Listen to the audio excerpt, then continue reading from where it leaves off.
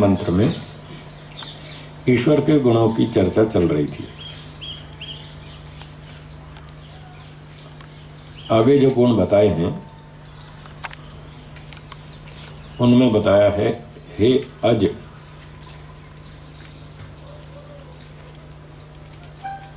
ज का अर्थ है जन्म लेने वाला,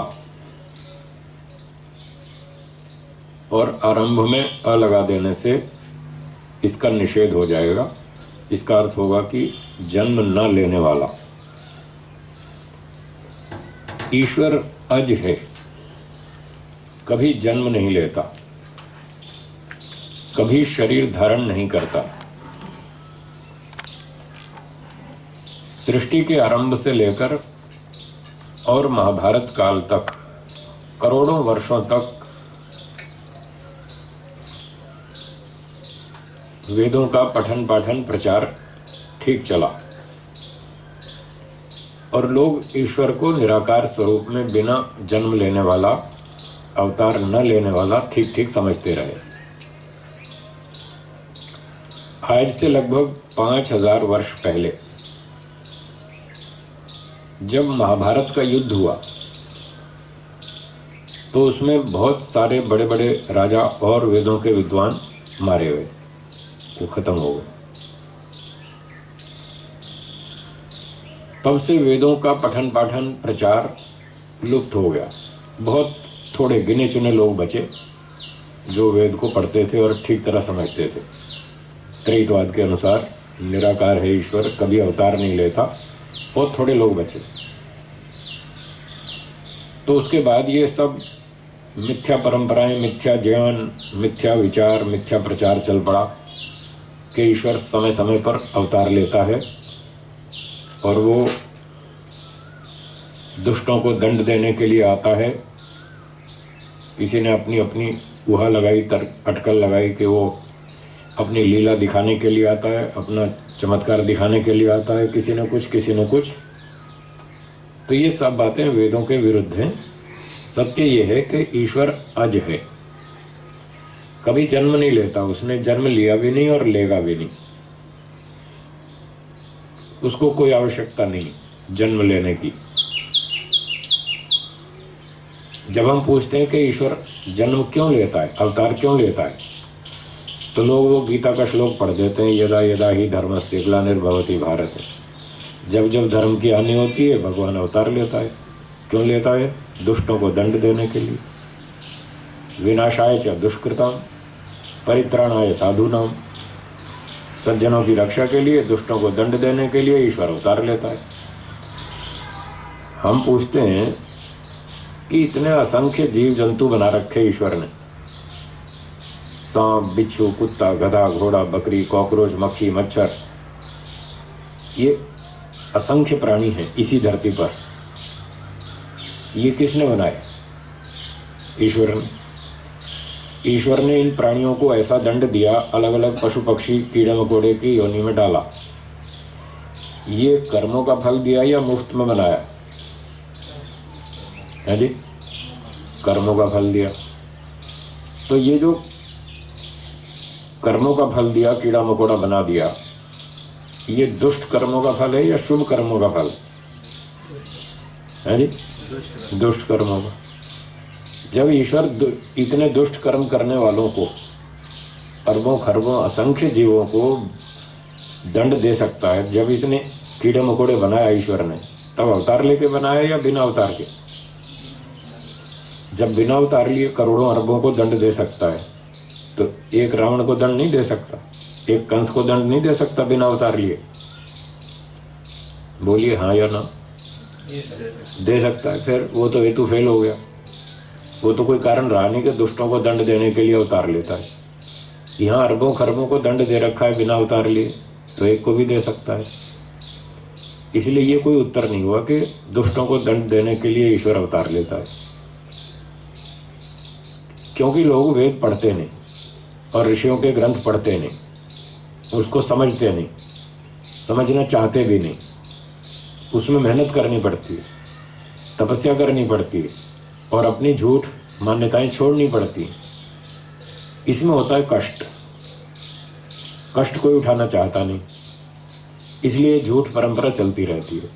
तू करे सो मैं करूं, हाँ जी सब लोग कर रहे हैं मैं भी कर लेता हूं। दिमाग का इस्तेमाल नहीं करेंगे लोग, बुद्धि का प्रयोग नहीं करेंगे कि जो वो कर रहा है वो ठीक भी कर रहा है कि नहीं कर रहा।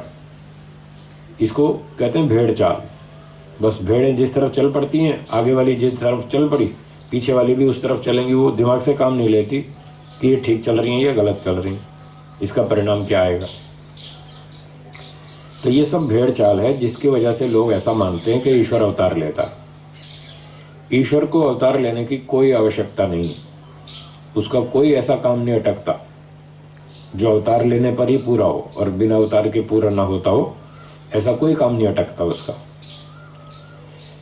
वेदों में ईश्वर के मुख्य मुख्य 5 कार्य बताए हैं, आप भी दोहरा लीजिए मेरे साथ। संसार को बनाना, संसार का पालन करना, संसार का विनाश करना, सबके कर्मों का फल देना, 4 वेदों का ज्ञान देना। ये ईश्वर के 5 कार्य हैं जो वेदों में बताए गए। इतना बड़ा ब्रह्मांड है, अरबों खरबों गैलेक्सीज हैं इसमें, और एक एक गैलेक्सी में, एक एक आकाशगंगा में अरबों खरबों सौरमंडल हैं। इतना बड़ा ब्रह्मांड बनाया ईश्वर ने। जब ये ब्रह्मांड बनाया तब अवतार लेके बनाया या बिना अवतार के? बिना अवतार के। एक काम पूरा हो गया। बिना शरीर धारण किए पूरे ब्रह्मांड की रचना ईश्वर ने कर दी अपनी बुद्धि से और अपनी शक्ति से। अब सबको खाना मिलता है, सब प्राणियों को भोजन मिलता है, सबके जीवन की रक्षा हो रही है, खाना पीना वायु आदि सब चीज़ें मिल रही, ये पालन हो रहा है। ये जो पालन हो रहा है सारे जगत का, ये ईश्वर शरीर धारण करके पालन कर रहा है या बिना धारण किए? बिना धारण किए। दूसरा भी हो गया, एक समय आएगा जब सूर्य आदि में शक्ति खत्म हो जाएगी, पृथ्वी में अनाज उत्पादन सामर्थ्य समाप्त हो जाएगा, तब इसको तोड़ फोड़ देगा ईश्वर, ब्रह्मांड को पूरे को नष्ट करेगा। जैसे इंजीनियर लोग मकान बनाते हैं और वो 100-150 साल चलता है, फिर वो कमज़ोर हो जाता है, जर्जर हो जाता है, तो उसको तोड़ डालते हैं, तोड़ के फिर नया बनाते हैं। तो ऐसे ही ईश्वर सारी सृष्टि को बनाता है, एक लंबे समय के बाद इसको नष्ट कर देता है, फिर कुछ समय के बाद फिर दोबारा बनाता है। तो जब इसे नष्ट करना होगा ब्रह्मांड को, तब शरीर धारण करके नष्ट करेगा या बिना शरीर धारण किए? तीसरा काम भी बिना शरीर धारण किए हो गया। चौथा काम ये चली रही है बात, सब जीवात्माओं के कर्मों का फल देना। ये जो कर्म फल दे रहा है ईश्वर, कीड़ा मकोड़ा पशु पक्षी मनुष्य आदि प्राणी बना रहा है, ये शरीर धारण करके बना रहा है या बिना शरीर धारण किए? ये चौथा काम भी हो गया। एक बच गया पांचवा, सृष्टि के आरंभ में 4 वेदों का ज्ञान देना। जब सृष्टि के आरंभ में मनुष्यों की उत्पत्ति की ईश्वर ने, तो 4 ऋषियों को 4 वेदों का ज्ञान दिया। वो भी बिना शरीर धारण किए उसने दे दिया, उसके लिए भी अवतार लेना नहीं पड़ा। लोग पूछते हैं जी कैसे दे दिया बिना शरीर के? तो उसका उत्तर महर्षि दयानंद जी ने लिखा है, मैं वही सुना रहा हूँ। ईश्वर एक जगह रहता है या सब जगह? सब जगह। हमारे अंदर है या नहीं? बोलिए, है।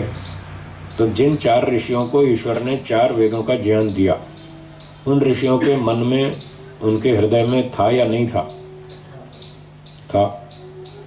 तो महर्षि जी लिखते हैं, जैसे हमें अपने अंदर ही अंदर कोई बातचीत करनी हो, कोई विचार करना हो, कोई योजना बनानी हो, तो क्या हमें शब्दों का उच्चारण करना पड़ता है?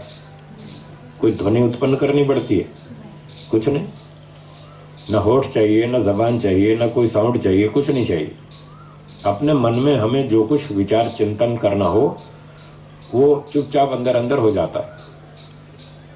उसके लिए न होठ चाहिए, न जबान हिलानी, न ध्वनि चाहिए, कुछ नहीं चाहिए।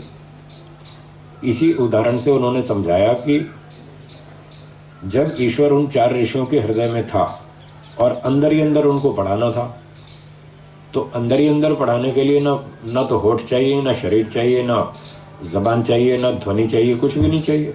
उनके हृदय में चुपचाप वहीं का वहीं पढ़ा दिया, जैसे आप मन में मंत्रोच्चारण करते हैं रोज। कोई भी शब्द उच्चारण मन में करते हैं, ऐसे ईश्वर ने उनको अंदर अंदर पढ़ा दिए 4 वेद, तब भी उसको आवश्यकता नहीं पड़ी शरीर धारण करने की। जब हमें दूर वाले व्यक्ति को कुछ बताना होता है, जैसे मैं यहाँ हूँ, आप मुझसे दूर हैं, मुझे आपसे अगर कोई बात कहनी है तो मुझे होठ चाहिए, जबान चाहिए, मुझे जो होठ अब जबान सब हिलाना पड़ेगा, ध्वनि भी उत्पन्न करनी पड़ेगी, तब मेरी बात आप तक पहुँचेगी। लेकिन मुझे अपने अंदर अंदर कुछ विचार करना हो तो कोई होठ नहीं हिलाने की जरूरत। तो इस प्रकार से महर्षि दयानंद जी ने समझाया कि बिना अवतार लिए, बिना शरीर धारण किए 4 वेदों का ज्ञान ईश्वर ने उन 4 ऋषियों को दे दिया, तो 5वां काम भी हो गया बिना अवतार लिए। अब बताइए क्यों ईश्वर अवतार लेगा? पर लोग हठी हैं, अड़ियल हैं, बात को समझते नहीं, स्वीकार नहीं करते, तो हठ का दुनिया में कोई इलाज नहीं। बैठे रहो, अड़ते रहो, बाद में जब डंडे पड़ेंगे तब अकल आएगी। सीधी तरह सत्य को स्वीकार करो तो ठीक है, नहीं करोगे तो हठ पे अड़ोगे तो बाद में उसका नुकसान उठाना पड़ेगा, फिर आपको समझ में आएगी। तो बुद्धिमत्ता ये है कि प्रमाण से, तर्क से, ऊहा से, बुद्धि से सत्य को स्वीकार कर लें, उसमें हमारी सुरक्षा है। उसमें हम अनेक गलतियों से बचेंगे, अनेक दुखों से बचेंगे, अनेक हानियों से बचेंगे और सुखपूर्वक अपना जीवन जिएंगे और आगे मोक्ष भी प्राप्त हो जाएगा। हठ करेंगे तो फिर नुकसान होगा, बाद में दंड मिलेगा, समाज की ओर से भी मिल सकता है, ईश्वर की ओर से तो मिलेगा ही, उसमें तो कोई संशय नहीं है। तो अब जो करना हो आपकी इच्छा है, सारी बात स्पष्ट है। ईश्वर अज है, वो कभी शरीर धारण नहीं करता, कभी जन्म नहीं लेता, उसको कोई आवश्यकता नहीं। अगला विशेषण लिखा है निराकार, तो इसके साथ जुड़ी हुई बात है कि चलो ईश्वर अवतार नहीं लेता, शरीर धारण नहीं करता, पर जैसे प्रकृति साकार है, क्या ईश्वर भी प्रकृति जैसा ही साकार है या निराकार है, उसमें आकार कुछ नहीं है? तो इसका उत्तर है कि ईश्वर निराकार है, उसमें कोई आकार नहीं है। ईश्वर भी निराकार है और जीवात्मा भी निराकार है, ये दोनों निराकार है। एक नियम है, वो नियम ये है कि जो वस्तु चेतन होती है, बोलिए आप भी, वो निराकार होती है। जो वस्तु जड़ होती है वो साकार होती है। सीधी सीधी बात है। 3 ही वस्तुएं वेदों में बताया, ईश्वर, जीव और प्रकृति, 3 वस्तुएं। 3 में से 2 चेतन है, हाँ या ना? कौन कौन सी 2 चेतन है? ईश्वर और जीव, ये दोनों चेतन है। तो नियम है, जो चेतन है वो निराकार है, जीव चेतन है वो निराकार है, ईश्वर चेतन है वो निराकार है। अब तीसरी वस्तु क्या बची? प्रकृति। प्रकृति जड़ है, वो साकार है, आंखों से दिख रही है साफ साफ। प्रकृति और प्रकृति से बनी प्रत्येक वस्तु साकार है, उसमें आकार है, कोई शेप है, कोई कलर है, कोई डिजाइन है, कुछ ना कुछ इस तरह का उसमें गुण है, इसको आकार गुण कहते हैं। और ये आकार गुण होता है जड़ पदार्थों में। तो प्रकृति जड़ और प्रकृति से बने जितने पदार्थ हैं वो सब जड़ है। अब ये आकार 2 प्रकार का है, एक स्थूल आकार है, एक सूक्ष्म आकार है। जो स्थूल आकार है वो हमें आंखों से दिख जाता है, जैसे मोटर गाड़ी दिखती है, रेलगाड़ी दिखती है, मकान दिखता है, कार है, स्कूटर है, दाल है, रोटी, सब्जी, ये स्थूल आकार वाली वस्तुएं, ये दिखती हैं आंखों से। कुछ सूक्ष्म पदार्थ हैं जिनमें आकार तो है पर वो हमारी नेत्र की पकड़ सीमा से बाहर है, छोटा होने से हमारी आंखें उसको पकड़ नहीं पाती। जैसे बैक्टीरिया होते हैं, वो हमें आंखों से सीधा नहीं देख पाते, लैब में जाओ तो माइक्रोस्कोप से दिखते हैं, उनके माइक्रोस्कोप से बैक्टीरिया का शरीर दिखता है। तो ऐसे जो सूक्ष्म तत्व हैं, मन है, बुद्धि है, इंद्रियां हैं, ये सारी चीज़ें प्रकृति से बनी, ये सब साकार है, इनमें सब में आकार है, वो जड़ वस्तु हैं। और बाकी जीव और ईश्वर, ये 2 चीज़ें चेतन है, वो निराकार है। तो इस प्रकार से ईश्वर को निराकार समझना चाहिए। फिर कुछ लोग कहते हैं जी अच्छा चलो वैसे तो मान लेते हैं ईश्वर निराकार है, लेकिन कभी कभी वो अवतार ले लेता है, तब वो साकार हो जाता है।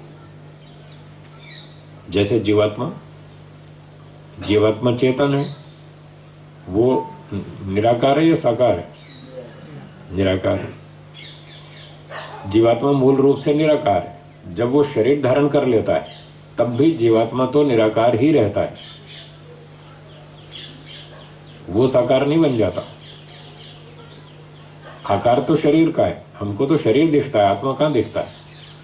हम शरीर के माध्यम से ही व्यवहार करते हैं। उस व्यक्ति से जो भी लेन देन बातचीत जो भी करना हो वो शरीर के माध्यम से हम व्यवहार करते हैं। शरीर माध्यम है, व्यक्ति जो मूल आत्मा है वो तो निराकार ही रहता है हमेशा।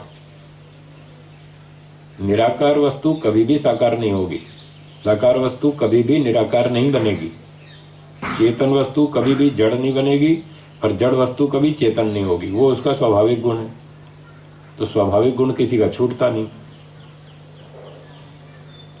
इसलिए जीवात्मा भले ही शरीर धारण कर ले तब भी वो निराकार ही रहेगा।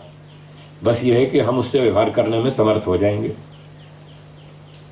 ऐसे निराकार मूल जीवात्मा से हम व्यवहार नहीं कर सकते, हमारी पकड़ से बाहर है। अब शरीर आदि माध्यम हो जाने से उसमें ऐसे गुण आ जाते हैं, मतलब इसकी सहायता से वो व्यवहार करने में समर्थ हो जाता है।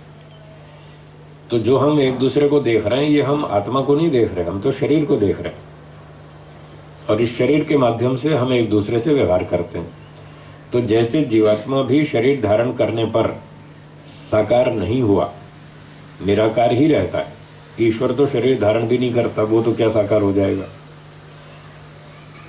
वो तो कभी भी नहीं हो सकता, वो तो शरीर धारण करता ही नहीं। इसलिए उस पर तो ये भी प्रश्न ही नहीं उठेगा कि वो कभी साकार हो जाए। ऐसे ईश्वर को निराकार समझना चाहिए, वो कभी भी साकार नहीं होता और कभी भी शरीर धारण नहीं करता।